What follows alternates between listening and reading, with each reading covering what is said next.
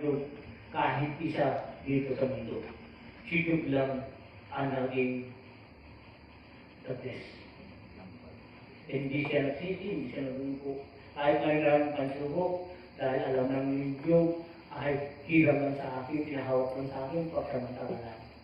Ang kaisipan siya, magiging lang siya, hindi magbabago ng lahat. Kung siya isip niya, hindi siya na matalim lang, hindi siya isip na masama, alam niya, habang ako nagpahinga, habang ako humihinga, Diyos pa rin ang nasa akin. Magsumagot. Butike. Ito lahat yan, tandaan ninyo. Tulad yung ginawa sa akin, Pablo, pumunta 2019, pinupok ang ulo ko. Hanggang may 100 ng lakas ko, sabi ko sa inyo, mga kasamahan, kung ano mangyayari doon, huwag kayong ikilos, huwag kayong magsalita, basta pakinggan ninyo ang aking sinasabi. Kung ano man ang mangyayari sa akin, pabayaan ninyo. Dahil yan ang pagsubok, makikita nyo, hindi nyo makikita. Dahil nakikita nyo kapag sa akin, napasalamat ako, dahil hindi kayo nagsalita. Si Jesus, inuli na siya. Huwag kayo kikilos, huwag kayo gagalaw. Ang ginawa, yung dalawang panya kumuha ng itak, pinutol ang tenga. Hindi ba sinabi ito, huwag kayo kumilos? Nakatakda na yan? Yung sinabi ko rin, nakatakda rin. Oo, puti. Hindi, puti ang ulo, lumaki. Dahil ay nagsawa rin ang namukpok. Dahil yan tawag sa kanya ang siyang justice doon sa spiritual Ten Commandments. Dito magpupukpok sa akin, nakapasa kayo lahat.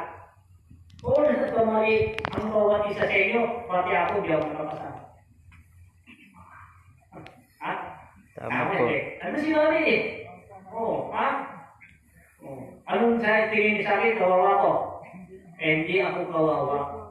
Ang kawawa mo kung may nagsasalita. Dahil katawan ko ito, tinanggap ko na, dahil yun ang nakatakla sa akin, pagpupukpuk sa akin, hanggang nagsawa ang nagpukpuk. Hindi siya nakatulog, hindi siya nakakain, lumuluwa ang mata niya, dire-diretso hanggang umaga. Bakit ngayon lang ang nangyari? Dahil yan ang nakakagda. Maraming salamat. Pagdating natin doon ulit, 2007 at 2025, at binawa sa atin ang Supreme Court. Amen. Dahil lahat, ang sabi na, lahat Nang umakyat dito, Ano po? mga spiritual, Si Amay din lang yung nakapasa simula noon hanggang ngayon. mula noon, ako lang dahil ang bawat pinupukpok, nagre-reklamo, nagdadamdam, hindi na alam ano ang tunay sa spiritual ng pinagsasabihan natin. Ang tunay na sa spiritual, kung ano man ang pinuntahan mo, ano man ang yung ugali nila at binigay ang kapangyarihan sa kanila, tanggapin mo dahil isa kang hanapin mo ang katotohanan, hanapin mo ang kahirapan, yung kahirapan ng iyong katagumpayan. Kung walang hirap, walang katagumpayan. Huwag ginawa kung di yung maghirap, madami lang mawawala yan. Tama mo rin eh. Hirap lang muna.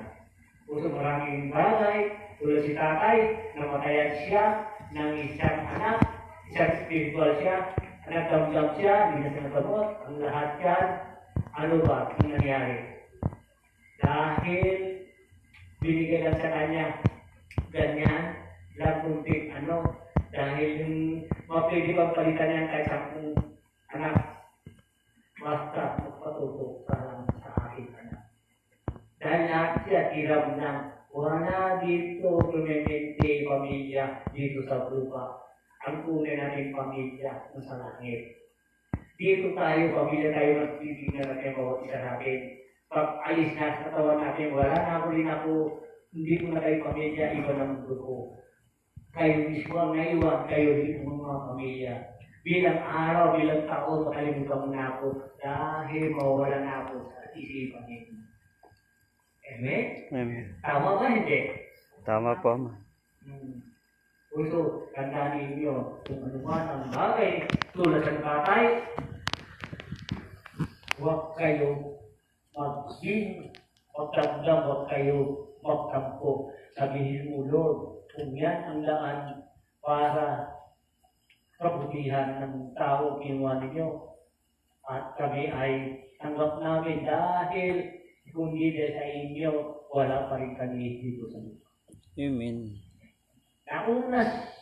Nahunas siya, ikaw huli na. Nauna siya binaba, at nauna rin siya kinuha. Pagsamantala lang binigay lang ang pagmamahal sa kanya. Dahil lahat tayo ay mawawala. Halimbawa, may anak ako. Kaya ako, mahal ako, mahal natin. Nawala yan. Ang sagot lang ko, Ama ko, maraming salamat. Binigay mo pagsamantala sa akin sa madaling panahon at nakapili ko sila. Hindi sumigaw doon, sumigaw dito, iyak ko, iyak. Wala kang magawa dahil sabi ang Diyos, ang sigaw mo, hindi ka totoo. Dahil ang lahat ay bilang order, kita rin yan. Dahil yan ang pagsubok sa atin kung hanggang saan tayo makakat sa Diyos. Lahat, hirap lang natin lahat.